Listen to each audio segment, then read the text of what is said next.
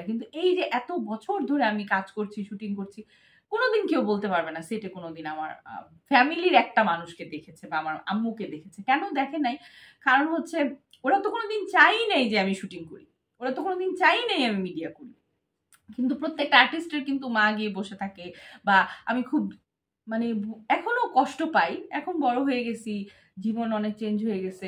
দেখা যায় অনেক বড় বড় শিল্পী, অপি করিম থেকে শুরু করে এমন কেউ নাই যার সাথে আমি স্ক্রিন শেয়ার করি নাই।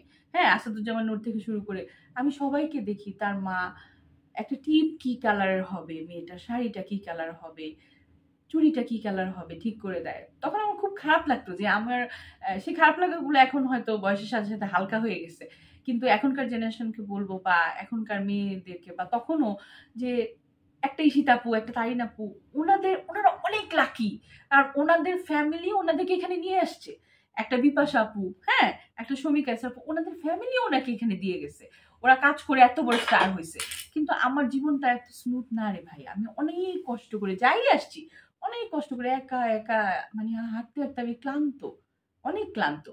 তো এই তো গেল আমার মডেলিং এর এই র্যাম্প শো এর, আমি যে র্যাম্প মডেল ছিলাম কিভাবে এলাম সেটা বললাম।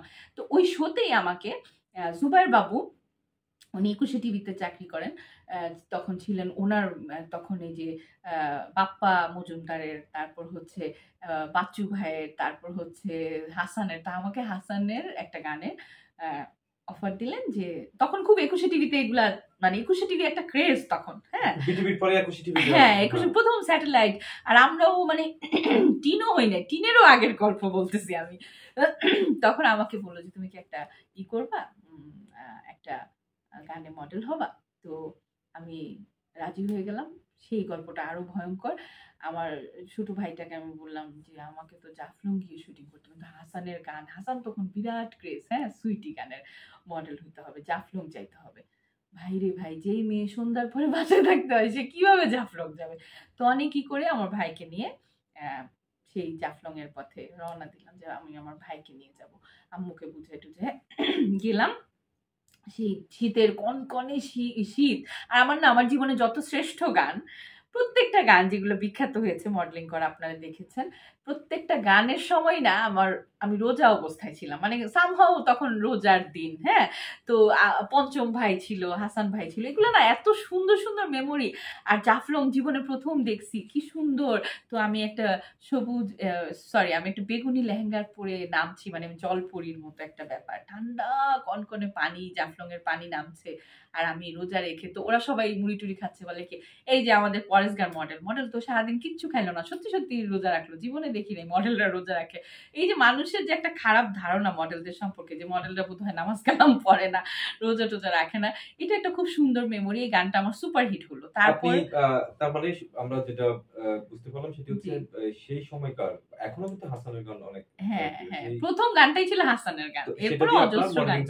আমরা আপনার অসংখ্য গান দেখলাম, অসংখ্য মানুষ আপনাকে অনেক ভালোবেসেছেন, মানুষ আপনাকে ভালোবাসা দিয়েছেন। হ্যাঁ, বিশেষ করে বিশাল বড় বড় সেট ফেলে, মানে অনেক বিগ বাজেটের। আমরা একসময় আসলে গান শুনতাম, কিন্তু আপনাকে দিয়ে আমরা গান দেখাও শুরু করলাম। তখন একটা মিউজিক ভিডিও কিন্তু অনেক গিয়েছিল, আমরা পিছনে যে ছবিগুলো দেখতে পাচ্ছি এগুলো হয়তো তার একটু অংশ বিশেষ।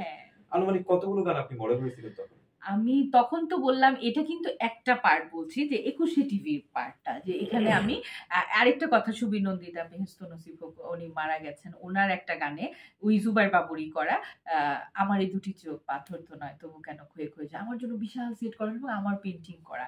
আমি নীল শাড়ি পরা একটা বসে আছি, চুল উঠছে, সেই আমার পেন্টিং করা হলো, সারা রাত ভরে শুটিং হলো।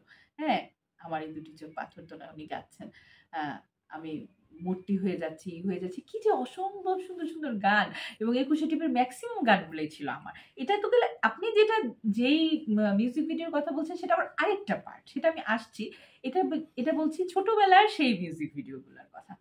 এখানে গেল একটা সময় আমি খুব কষ্ট করে টিফিনের টাকা জমিয়ে জমিয়ে জমিয়ে জমিয়ে তখন প্রথম যখন আমি আমার জীবনে প্রথম ফটোশুট হলো, সেটা হচ্ছে যেই গল্পটা আপনাকে আমি বললাম, যে ওই যে আমেরিকান স্কুলে, তো সেটা জন্য একটা ব্রোশিয়ার তৈরি করা হবে। তখন চঞ্চল মাহমুদ বিশাল ক্রেজ, চঞ্চল মাহমুদের কথা আমরা জানি, সাদিয়া ইসলাম মৌটো ওদেরকে নিয়ে ছবি তোলে। সেখানে গেলাম, চঞ্চল মাহমুদ আমার ছবি তুলে, ব্রোশিয়ারে আমার ছবি আসছে, ওটাতে টাকা পয়সা লাগে নাই ভাই। কিন্তু এরপরে আসলেন হচ্ছে